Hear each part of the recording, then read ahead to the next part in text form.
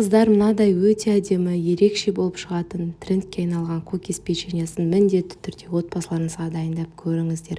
Дәмі енді сөз жоқ, өте керемет болып шығады. Бейнені соңына дейін қараңыз.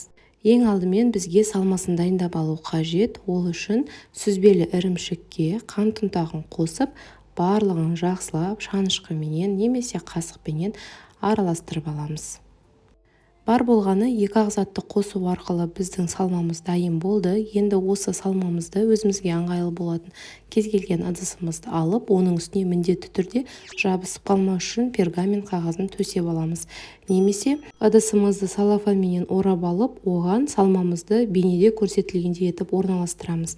Осылай 2 қасықты қолдану арқылы жасайтын болсаңыздар, сіздердің салмаларыңызды қою өте оңай болады. Сол себептен осы лайфхакты сіздер де қолданып көріңіздер. Сіздерге де пайдалы болып қалар. Енді осы дайын болған салмамызды кемінде 1 сағатқа қатқанша мұздатқышқа қоямыз. Ол дайын болғанша қамырын дайындаймыз. Жұмсақ сары майымызға қантты қосып, осылай миксердің көмегімен немесе қолымызбен барлығын жақсылап араластырып аламыз. Осы кезекте 1 дана жұмыртқамызды алып саламыз және барлығын тағы да миксермен араластырып аламыз. Сары май бөлме температурасында жұмсақ болып тұрғаны дұрыс. Сол кезде ол қантпен жақсы араласатын болады. Енді осының үстіне електен өткізілген ұнға қопсытқышты және какаоны қосып, барлығын алдымен миксерімізді қоспай араластырып, кейін миксерді қосып, ақырындап араластыра бастаймыз. Ұнды салғаннан кейін оны шанышқымен немесе қасықпен де араластырсаңыздар болады. Араластырып алғаннан кейін оған қызыл түсті пищевой красителімізден 1 шай қасығын қосып, тағы да барлығын жақсылап араластырып аламыз. Қамырдың түсі қанық болмай жатса, кішкене красительден қосыңыздар. Осындай менікі сияқты дайын ұсақталған шоколадты немесе шоколадты алып өздеріңіз қолдарыңызбен ұсақтап турап қоссаңыздар болады. Барлығын біріктіріп үлкен қамыр жасаймыз. Міне осылайша біздің қамырымыз өте жеңіл әрі тез дайын болады. Қамырымыз осындай жұмсақ, нәзік және қолға жабыспайтын болып шығады.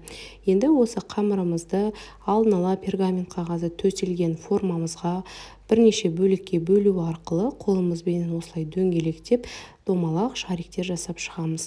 Ескерту: сіздердің қамырларыңыздың саны менен салмасының саны біркелкі болуы керек.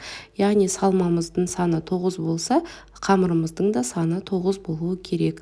Енді осы дайындап алған дөңгелек қамырымызды бейнеде көрсетілгендей етіп алақанымыздың үстінде жайып, жаңағы қатырып алған салмамызды ортасына салып, бетін жауып, тағы да дөңгелектеп қайтадан пергамент қағазы орналасқан формамыздың үстіне саламыз. Бұл кукис печеньеларының ерекшелігі осындай қамырының үлкен болып шығуына байланысты өте әдемі болып шығады. Міндетті түрде салмасын қатыруды ұмытпаңыздар, сол кезде онымен жұмыс жасау оңай болады. Пешімізді алдын ала 160-180 градус аралығында қатты етіп қыздырып, шамамен 15-20 минуттай пісіреміз.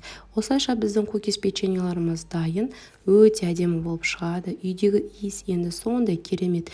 Міндетті түрде дайындап көріңіздер. Сіздердің отбасыларыңызға, өздеріңізге, жақындарыңызға барлықтарына ұнайтынына сенімдімін. Ал бұл бейне сіздерге ұнап пайдалы болса, каналды қолдау мақсатында лайк басып, достарыңызбен бөлісуді ұмытпаңыздар. Және дәл осы рецептпен дайындаған болсаңыздар, комментарий бөліміне өз ойларыңызды қалдыра кетуіңізді сұраймын. Себебі сіздің пікіріңіз мен үшін маңызды. Астарыңыз дәмді болсын.